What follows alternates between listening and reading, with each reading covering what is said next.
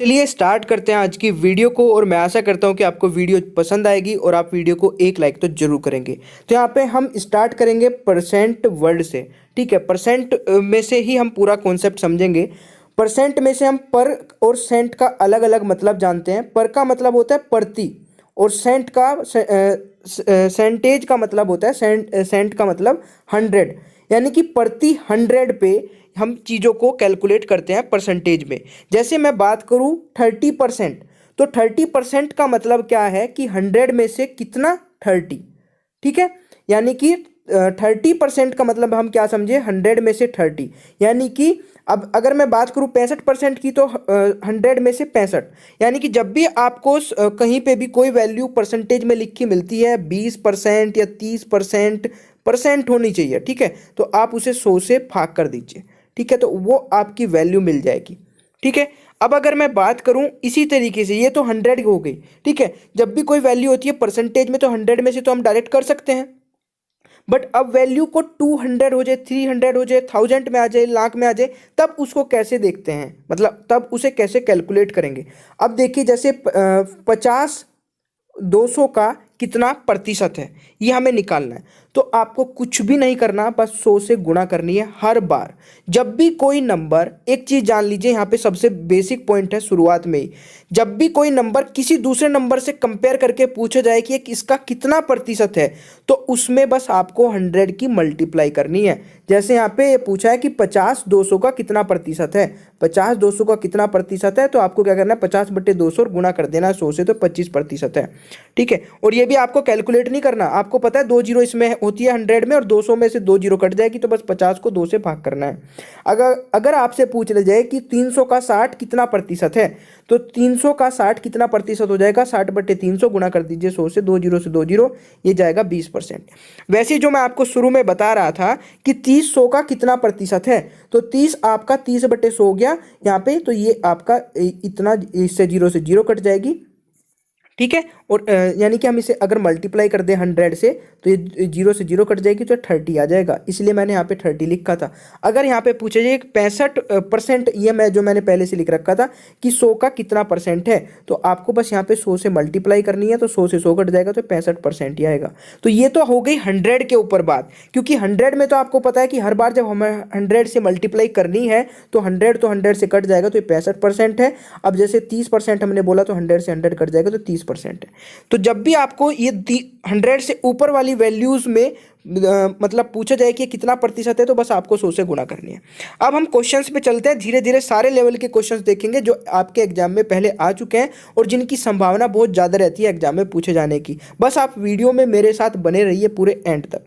अब यहाँ पे क्या है, पहला क्वेश्चन, 1200 का कितने प्रतिशत 900 है। ध्यान से एक एक वर्ड, 1200 का कितने प्रतिशत 900 है, यानी कि 900 पूछा जा रहा है, 1200 का कितना प्रतिशत है। तो आप क्या करेंगे, जब किसी नंबर को जिस नंबर से कंपेयर किया जाता है, 900 को हम 12 से कंपेयर कर रहे हैं, 1200 का कितना प्रतिशत 900 है, तो 900 को हम 1200 से कंपेयर कर रहे हैं, तो जिससे कंपेयर करते हैं ना, वो नीचे आता है। हमेशा इस चीज़ को ध्यान रखिएगा, क्योंकि यहाँ पे यही कंफ्यूजन रहता है कि मैं 900 को नीचे रखूँ या 1200 को नीचे रखूँ। तो जिस नंबर से हम कंपेयर करते हैं उसको नीचे, और जिसको कंपेयर कर रहे हैं उसको ऊपर, और हमेशा 100 से मल्टीप्लाई करनी है। तो आपको क्या करना है, 900/1200 और गुणा कर देना 100 से, तो जीरो से जीरो कट जाएगी, और 900 को आप 12 से भाग करेंगे तो 75 बार जाएगा, तो 75% हो जाएगा। तो 900 1200 का कितना प्रतिशत है, 75%। ठीक है, चलिए एक क्वेश्चन और देखते हैं। अब यहाँ पे दो वस्तुओं का वजन 3:5 के रेशो में है, तो बताओ प्रथम वस्तु का वजन दूसरी वस्तु के वजन के कितने प्रतिशत है। अब सबसे पहले तो यहाँ पे कंफ्यूज ये नहीं होना है कि यहाँ पे हमें वैल्यूज तो दी नहीं है, तो वैल्यूज आपको रेशो में दी गई है, तो रेशो से ही क्वेश्चन हो जाएगा, बिल्कुल भी इसमें टेंशन लेने वाली बात नहीं है। तो यहाँ पे देखिए, फर्स्ट जो आपकी नंबर है वो 3 है, और सेकेंड नंबर आपका 5 है, बस तो आपको इतना ही देखना है। अब यहाँ पे ये देखिए कि किस नंबर को किस नंबर से कंपेयर किया गया है। तो बताओ प्रथम वस्तु का वजन दूसरी वस्तु के वजन का कितना प्रतिशत है। तो कंपेयर किससे किया जा रहा है, दूसरी वस्तु से कंपेयर किया जा रहा है, तो दूसरी वस्तु को नीचे लेंगे और जिसे कंपेयर किया जा रहा है उसको ऊपर, और गुणा कर देंगे 100 से, तो ये इसका 60% है। समझ रहे हैं ना भाई? भाई बहुत अच्छे तरीके से समझ में आ जाएगा, परसेंटेज से आप खेलना स्टार्ट कर देंगे अगर आप ये चीज़ें समझ गए। ठीक है, अभी चलते हैं तीसरे नंबर पे, तीसरे क्वेश्चन पे। तीसरे में बोला जा रहा है राम का वेतन 800 रुपये से बढ़कर 1000 रुपये हो गया। राम का वेतन 800 से बढ़ के कितना हो गया? 1000 हो गया। तो बताओ उसके वेतन में कितने प्रतिशत की वृद्धि हुई। यहाँ पे चीज ध्यान से देखिएगा, 800 से बढ़कर 1000 हुआ, बढ़ा कितना? 200। अब ये 200 किस पर बढ़ा? ये 800 पर बढ़ा। क्यों बढ़ा 800 पर? क्योंकि राम का वेतन जो 800 था उससे बढ़ के 1000 हुआ है। तो नीचे हम हमेशा पहले वाली वैल्यू लेते हैं, तो 200 अपॉन 800 और गुणा कर देंगे 100 से, तो 2 जीरो से 2 जीरो कट जाएगी। 200 को 8 से भाग करेंगे तो 25% आपका राइट आंसर आ जाएगा। ठीक है भाई, समझ में आ रहा है? अगर समझ में आ रहा है तो लाइक करिएगा और कमेंट बॉक्स में जरूर बताइएगा। ठीक है, क्वेश्चन नंबर 4 पे आते हैं। बहुत अच्छा क्वेश्चन है जो कि पहले कई बार आ चुका है और इस क्वेश्चन को आप सेकंड में कर लेंगे, बस एक बार ध्यान से देख लीजिए। किसी परीक्षा में 65% छात्र इतिहास में, 60% गणित में और 40% दोनों विषय में पास हुए। यदि 90 छात्र दोनों विषय में फेल हुए तो परीक्षार्थियों की कुल संख्या क्या है? ध्यान से क्वेश्चन का एक एक पार्ट को जान लीजिए। यहाँ पे बोला जा रहा है 65% छात्र इतिहास में और 60% छात्र गणित में पास हुए हैं और 40% दोनों विषयों में पास हुए हैं। तो मैं कुछ इस तरीके से एक वेन डायग्राम बना के आपको शो करके दिखाता हूँ। 65% इतिहास में पास हो गए और फिर 60% आपके गणित में पास हो गए। और जो ये बीच में मैंने कट लगाया ना, इनमें दोनों को इनको क्रॉस कराया है, इसलिए कराया कि इसमें आपको नजर आए कि ये जो दोनों में साइड में है ये दोनों में पास हुए हैं, यानी कि जो 40% छात्र हैं दोनों में पास हुए हैं। अब ये क्या हो गया कि ये रिपीटेशन बन गया, यानी कि इसमें भी है ये 40% छात्र और इसमें भी है। तो इनको कैसे कम करें? इनको कम ऐसे करना है आपको, इन दोनों को प्लस करिए 65 और 60 को, और जो ये 2 बार रिपीट हो रहा है इसको 1 बार माइनस कर दीजिए। भाई आपको समझ में आ रहा है ना कि 40% छात्र वो हैं जो इतिहास में भी और गणित में भी पास हुए हैं, यानी कि दोनों सब्जेक्ट में पास हुए हैं। हमें सभी को एक एक बार लेना है, तो ये 40 को हम माइनस कर देंगे, तो 65 + 60 माइनस करेंगे 40, तो 125 - 40 कितना हो जाएगा? 85%। यानी कि हमें मिल गए 85% जो स्टूडेंट है वो पास हुए हैं। 85% स्टूडेंट पास हुए हैं, तो बचे हुए स्टूडेंट क्या हुए होंगे? वो फेल हुए होंगे। तो फेल कितने हुए? 100% में से 85 माइनस कर दीजिए, 15% स्टूडेंट फेल हुए हैं। अब आपको पता है यदि 90 छात्र दोनों विषयों में फेल हुए तो आपको बताना है परीक्षार्थियों की संख्या कितनी है। तो यहाँ पे हमें पता है कि 90 छात्र फेल हुए हैं और यहाँ पे 15% छात्र दे रखे हैं फेल हुए हैं, तो 15% की वैल्यू कितनी होगी? 90। और आपको लगाना है कि टोटल 100% छात्र कितने हैं, तो 100% की वैल्यू निकाल लीजिए बस। तो कितना हो जाएगा? 90 को 15 से भाग कर देंगे और 100 से गुणा कर देंगे, तो 15 से 90 जाएगा 6 बार, 6 की 100 में कर देंगे तो 600 हो जाएगा। यानी कि टोटल जो नंबर स्टूडेंट है वो कितने हैं? 600 है। आशा करता हूँ कि समझ में आ गया होगा। जो समझने वाली चीज़ है वो इसमें यही है कि ये 2 बार जो रिपीटेशन है ना बीच में, इसको हम माइनस कर देते हैं, क्योंकि ये 40% छात्र इतिहास में भी पास हुए हैं और यहाँ पे गणित में भी पास हुए हैं। ठीक है, सॉरी, यहाँ पे इतिहास और गणित में भी पास हुए हैं, तो ये 2 बार पास हो गए, तो इसका मतलब हमें इनमें से माइनस करना है।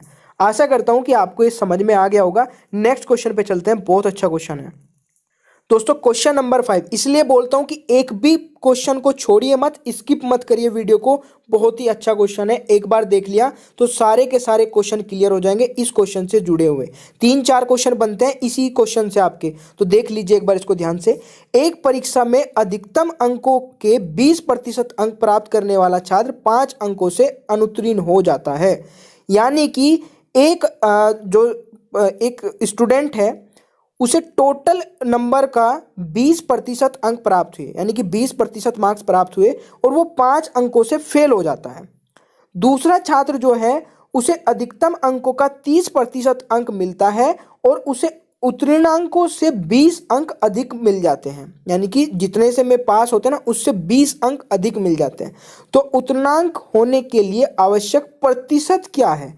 अब प्रतिशत निकालने के लिए आपको सबसे पहले अंक पता होना चाहिए, यानी कि मार्क्स पता होने चाहिए, और मार्क्स पता करने के लिए आपको सबसे पहले टोटल मार्क्स पता होना चाहिए। तो इसलिए मैंने ये प्रतिशत वाला क्वेश्चन लिया है, इसमें आपको तीनों स्टेप क्लियर हो जाएंगे, क्योंकि कभी कभी तो आपसे पूछ लिया जाता है टोटल मार्क्स, कभी पासिंग मार्क्स और कभी पासिंग मार्क्स की प्रतिशत। तो देख लेते हैं अब इसको। यहाँ पे हमें क्या करना है, क्वेश्चन में जो भी बोला गया है दोनों को पास कर देते हैं। हमें पता है कि क्वेश्चन में 2 स्टूडेंट है, 2 स्टूडेंट में से एक को 20% अंक मिलते हैं और वो 5 अंकों से फेल हो जाता है। दूसरा स्टूडेंट को 30 अंक प्राप्त होते हैं, 30% अंक प्राप्त होते हैं और 20 अंक अधिक ले जाता है पास होने से। हम क्या करेंगे, जो फेल हो गया उसको पास कर देंगे और जो पासिंग मार्क्स से अंक ज़्यादा लेकर आता है उसके मार्क्स माइनस कर देंगे, यानी कि दोनों को बस पास करेंगे, जस्ट पास। तो अभी देखिए 20% अंक इसको मिले, तो 20% अंक मिलके 5 अंकों से फेल हो गया, तो इसको प्लस कर देते हैं 5 से, तो ये पास हो जाएगा। ठीक है, इसको पास कर दिया। अब इक्वल करके लिखते हैं, दूसरे वाले को भी पास करना है। इसको 30% अंक मिले, तो 30% अंक में से इसके 20 अंक माइनस कर देंगे, क्योंकि इसे इतने ज़्यादा मिल गए पासिंग मार्क्स से, तो माइनस हमने कर दिया 20। अब आपको क्या करना है, ये प्रतिशत वाली एक साइड लेके आ जाएंगे, तो 30 में से 20 जाएंगे तो 10% को एक साइड में मैंने लिख लिया। ये प्लस का है, इधर जाके माइनस हो जाएगा, तो 20 माइनस का 20 और माइनस का 5 कितना होगा, 25। तो 10% की वैल्यू आपको मिल गई 25। अब आपका क्वेश्चन होता है स्टार्ट यहाँ से, जो मेन चीज़ थी ये थी यहाँ से। अब आप इसको फटाफट कर लेंगे। ये चीज़ अगर आपको समझ में आ गई होगी तो बता दीजिएगा, अगर नहीं समझ में आया ना कोई भी क्वेश्चन, तो क्वेश्चन नंबर डाल दीजिए नीचे कमेंट बॉक्स में, मैं आपको जरूर रिप्लाई करूँगा। तो सबसे पहले निकाल लेते हैं टोटल मार्क्स। आपको पता है 10% की वैल्यू 25 है, तो 100% की निकालना कोई हार्ड नहीं है। 25 को 10 से भाग करिए, 100 से गुणा कर दीजिए, 250। ये तो आ गया आपका टोटल मार्क्स। कभी कभी क्वेश्चन में इतना ही पूछ लिया जाता है। कभी कभी पूछा जाता है कि पासिंग मार्क्स कितने हैं, तो 250 का मैंने 20% निकाला, 20% निकाला, कितना आया, 50 आ गया। अब 50 जब मिलता है उसे, यानी कि 20% मिलता है, तो वो 5 अंकों से फेल हो जाता है, तो उसको 5 अंक भी मैं दे देता हूँ, तो 55, यानी कि पासिंग मार्क्स कितने हैं, 55 हो गए। समझ गए आप इसको? ठीक है। अब पूछा पासिंग परसेंटेज, तो पासिंग परसेंटेज कैसे निकालेंगे, मैंने आपको बताया कि, अब ध्यान सुनिएगा, जो पहली लाइन मैंने बताई थी ना, परसेंट, यानी कि ये 55वां भाग इस 250 का आपको निकालना है, यही आपका परसेंट हो जाएगा। तो आपको क्या करना है, 55/250 और गुणा कर देना है 100 से, तो पासिंग परसेंटेज आपकी मिल जाएगी। तो यहाँ पे आपको क्या करना है, इसको कट करेंगे 5 से, 5×5 = 25, और इसको कट करेंगे 5×1 = 5, यानी कि 5×1 = 11 बार जाएगा। 5 से कट जाएगा 2 बार, 2 की गुणा करेंगे 11 में, तो 22%, यानी कि पासिंग परसेंटेज आपकी हो जाएगी 22%। यही आपका राइट आंसर हो जाएगा। देखिए बहुत अच्छा क्वेश्चन था। अगर आपको कहीं पे भी इसमें डाउट है, किसी भी लाइन में डाउट है, तो बिल्कुल कमेंट बॉक्स में बताइएगा, फिर दोबारा से कराएंगे। जब तक समझ में नहीं आएगा तब तक कराते रहेंगे। ठीक है, चलिए नेक्स्ट क्वेश्चन पे चलते हैं। दोस्तों क्वेश्चन नंबर 6 पे आ जाते हैं। बहुत ही अच्छा क्वेश्चन है क्वेश्चन नंबर 6 भी।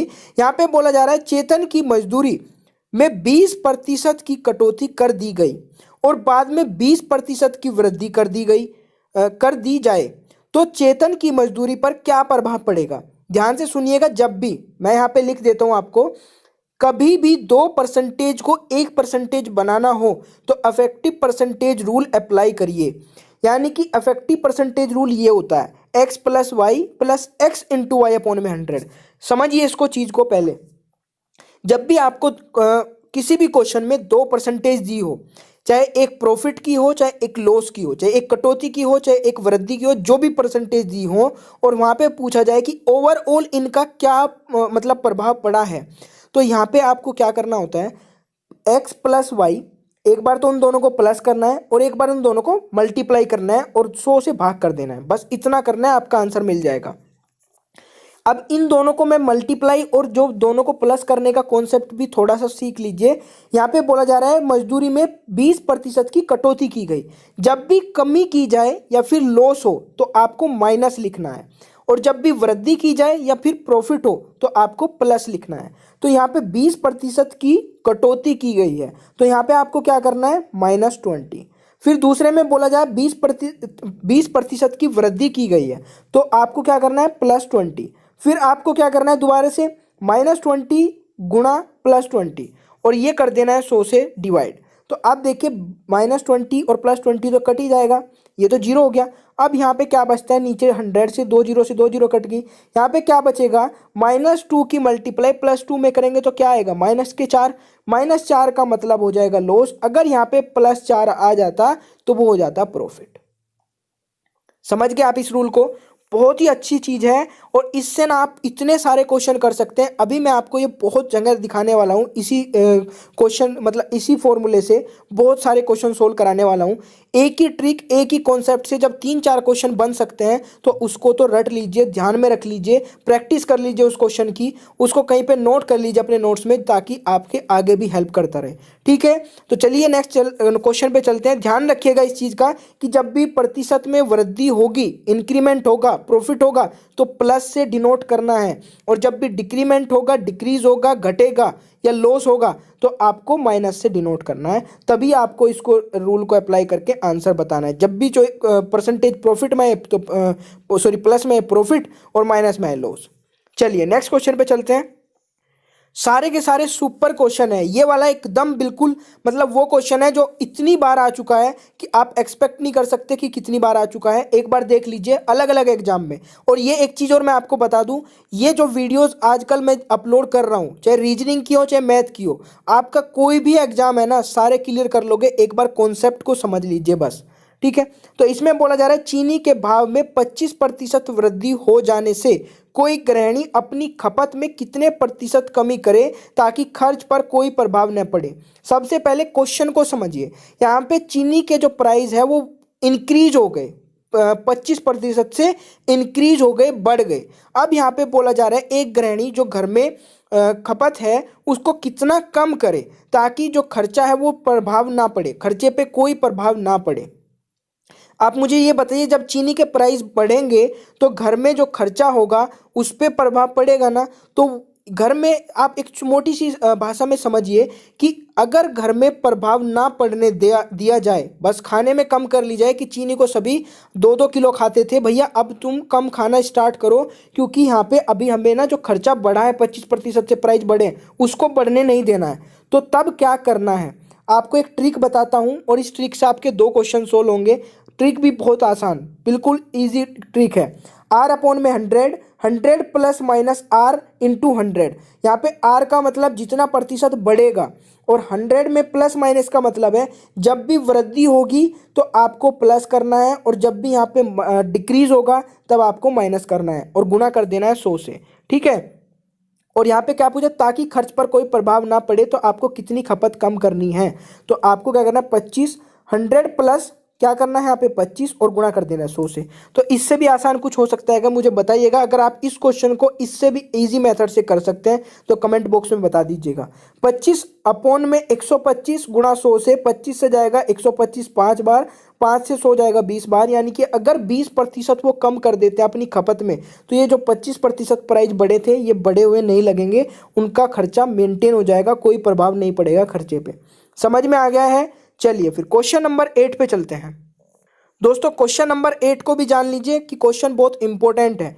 यदि ए की आय बी की आय से 25% कम है, यदि ए की आय बी की आय से 25% कम है, तो बताओ बी की आय ए की आय से कितने प्रतिशत अधिक है। बड़ा कंफ्यूजिंग सा लगता है ये क्वेश्चन को जब पढ़ते हैं, तो इसमें कंफ्यूज नहीं होना है, बस पहले इतना पढ़िए, यहाँ तक पढ़िए, आगे मत जाइए। यहाँ पे बोला यदि ए की आय बी की आय से 25% कम है, मैंने माना बी की आय 100 है तो ए की आय 25% कम है बी से, तो बी ए की आय कितनी हो जाएगी, बी से 25% कम, यानी कि 75% हो जाएगी। समझे आप। यहाँ पे बोला जा रहा है ए की आय बी की आय से 25% कम है, तो बी की अगर 100 है तो ए की 75 हो जाएगी। इनके बीच में डिफरेंस कितना है, 25 का आ गया है। ठीक है, कोई दिक्कत नहीं है। अब यहाँ पे पढ़िए दूसरी लाइन, तो बताओ बी की आय ए की आय से कितना परसेंट अधिक है। तो यहाँ पे बहुत सारे बच्चे क्या करेंगे, जब यार इसकी 25% कम है तो ये इसकी 25% अधिक होगी, तो आंसर 25 ही होगा। क्या बच्चों वाला क्वेश्चन पूछा है, तो ये बच्चों वाला क्वेश्चन नहीं है, कभी भी ये वाली गलती मत करिएगा। समझ गए, बी की आय ए की आय से कितना प्रतिशत अधिक है ये आपको बताना है। मैंने क्या बताया था आपको शुरू में ही, शुरू की 2-3 मिनट में जब ये वीडियो स्टार्ट हुई थी, किसको किससे कंपेयर किया जा रहा है। जिससे कंपेयर किया जाता है उसको नीचे, और जिसको कंपेयर किया गया उसको ऊपर। जिससे कंपेयर किया जा रहा है, तो किससे कंपेयर किया जा रहा है, ये आपको किया जा रहा है ए से, बी को ए से कंपेयर कर रहे हैं, पढ़ के देख लीजिए। बी की आय ए की आय से, बी की आय ए की आय से, तो यानी कि ए की आय नीचे आएगी और बी की आय पूछी जा रही है ए की आय से कितने प्रतिशत अधिक है, तो कितना प्रतिशत अधिक है इनके बीच में डिफरेंस कितना 25 का, तो 25/75 और गुणा कर देंगे 100 से, तो 25 से 75 जाएगा 3 बार और 3 से 100 जाएगा 33 से 1/3, ये आपका आंसर बन जाएगा। समझ में आ रहा है ना, कोई दिक्कत नहीं है। अगर दिक्कत है कहीं पे भी किसी भी क्वेश्चन में तो जल्दी से कमेंट कर दीजिए, ठीक है। और आज की वीडियो का लास्ट क्वेश्चन, और जो कि बहुत ही ज़्यादा इंपॉर्टेंट क्वेश्चन है, और इसको भी हम सेकंडों में करेंगे विद ट्रिक के साथ में। देख लीजिए एक बार, कॉन्सेप्ट भी आपको समझ में आएगा कि क्यों ऐसा होता है। किसी गांव की जनसंख्या 9600 है, यदि पुरुषों की जनसंख्या में 8% तथा महिलाओं की जनसंख्या में 5% वृद्धि हो, तब एक वर्ष बाद जनसंख्या 10,272 हो जाती है। पुरुषों की जनसंख्या ज्ञात करो। भाई एक गांव की जनसंख्या जो है ना 9600 है, और यहाँ पे बताया जा रहा है पुरुषों की जनसंख्या में 8% की और महिलाओं की जनसंख्या में 5% की वृद्धि हो जाती है, तब एक वर्ष बाद यहाँ की जनसंख्या कितनी होगी 10,272। तो बताओ पुरुषों की जनसंख्या है कितनी, ठीक है। तो घबराइए मत, टेंशन मत लीजिए, आसानी से क्वेश्चन करेंगे। 9600 गांव की जनसंख्या है, जिसमें बताया जा रहा है 8% तो बढ़ते हैं पुरुष और 5% बढ़ती हैं महिलाएं। आप एक काम करिए, हम दोनों को 5% ही बढ़ाते हैं। अभी इसको 8% नहीं, इसमें से 3 माइनस कर दीजिए, इसको भी 5%, इसको भी 5%, छोटी वाली संख्या के बराबर कर लीजिए दोनों को। तो इसको हम 5% बढ़ाते हैं, 9600 को जब हम 5% बढ़ाएंगे, 5/100 करके, तो 480 बढ़ा। यानी कि मेल और फीमेल दोनों के दोनों, मैन और जो फीमेल है दोनों को मैंने बढ़ाया 5% से, तो 480 आया। बट इंक्रीमेंट हुआ कितना है 9600 और 10,272, इनके बीच का डिफरेंस निकाल लीजिए। 10,272 9,600 में से डिफरेंस निकालेंगे तो 672, यानी कि इंक्रीमेंट हुआ 672 का है। बट मैंने जब इनका 9,600 का 5% बढ़ाया तो ये 480 आया। इसका मतलब जो अब इन दोनों का डिफरेंस आएगा ना, इन दोनों का 672 का और 480 का 192, ये किसके 3% के इक्वल हो जाएगा। क्यों हो जाएगा 3% के इक्वल, क्योंकि मैंने 5% इसका बढ़ाया था, 5% इसका बढ़ाया था, तो जो पुरुष थे 3% यहाँ पे एक्स्ट्रा, जो 3% मैंने नहीं बढ़ाए थे, वो 3% का जो डिफरेंस आया ये 192 आया है। समझा आप इस बात को। आशा करता हूँ कि भाई ये समझ में आया होगा कॉन्सेप्ट। तो अब बस आपको पता चल चुका है 3% की वैल्यू, तो अब आप कोई भी परसेंटेज निकाल लीजिए, आंसर आ जाएगा। जब आपको पता चल गया मैन के 3% के इक्वल 192 है, तो 100% के इक्वल कितना हो जाएगा, 192 को 3 से भाग कर देंगे, 100 से गुणा कर देंगे, तो 6400 आ जाएगा। तो टोटल नंबर ऑफ पुरुष कितने हैं 6400 है। अगर पुरुषों की पूछी जाती 6400 है, अगर महिलाएं पूछी जाती तो आप माइनस कर देते तो 3200 आ जाता, ये आपका राइट आंसर बन जाता। ठीक है, एक बार और मैं आपको यहाँ पे फटाफट इसको क्लियर कर देता हूँ। 9600 का मैंने 5% ही बढ़ाया, वो एक तो पुरुषों का बढ़ाया था 8%, महिलाओं का 5%। मैंने क्या किया, दोनों का ही 5% बढ़ा दिया। तो जब दोनों का ही 5% बढ़ाऊंगा तो 480 इंक्रीमेंट हुआ। बट एक्चुअल में बढ़ा कितना था 8 और 5%, यानी कि ज़्यादा बढ़ा होगा भाई। तो 10,272 में से 9,600 को माइनस किया तो 672 मेरे को मिला कि इतना बढ़ा था। बट मैंने मेरे हिसाब से 480 बढ़ा, क्योंकि मैंने 5% ही बढ़ाया। तो इन दोनों का जो डिफरेंस आया 192 3% के इक्वल आ जाएगा, क्योंकि मैंने 3% कम बढ़ाया था। भाई यहाँ पे मैन और जो मेल और फीमेल थे दोनों के दोनों, उनका 8% प्लस 5% बढ़ाना था। मैंने केवल बढ़ाया कितना 5% दोनों का। तो यहाँ पे ये जो 3% बचा इस 192 के इक्वल हो जाएगा। अगर 3% की वैल्यू 192 है तो 100% की निकाल लेंगे, यही आपका राइट आंसर हो जाएगा।